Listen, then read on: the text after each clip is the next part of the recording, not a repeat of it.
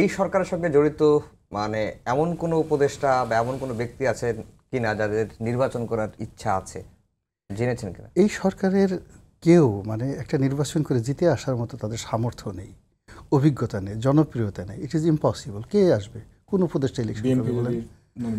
কোনো বিএনপি তো দূরের কথা। ওখানে যদি একবারে কি বলবো, পৃথিবীর সর্বশক্তি ডোনাল্ড ট্রাম্প এসে যদি তাদের সাথে যুক্ত হয়, আপনার এই উপদেষ্টাদের মধ্যে একজনকে আমি দেখতেছি না সে গিয়ে বিএনপি বা যেখানে জামাত জনপ্রিয় আছে বা যেখানে অন্য কোনো আওয়ামী লীগের প্রার্থী আছে তাদের সাথে টেক্কা দিয়ে ফেয়ার অ্যান্ড নিউট্রাল ভোটে ওখানে গিয়ে পাশ করে আসবে। No one. আপনি ডক্টর মোহাম্মদ ইউনূসও যদি দাঁড়ান তার নির্বাচনী এলাকাতে, জামানত বাজেয়াপ্ত হয়ে যাবে। উনি ওই তার এলাকাতে যে আসনে মানে বিএনপির প্রার্থী আছে, উনি সাহস থেকে ডক্টর ইউনূস গিয়ে দাঁড়াক তো দেখি কত বড় সাহস আছে। অথবা ওখানে নূরজাহান বেগমকে দাঁড়া করে দেখতে যে আমি নাই তাকে একটু দিলাম, আপনি তাকে ভোট দেন, তখনই বুঝতে পারবেন রাজনীতি বাইরে একটা ছেলে খেলা নয়।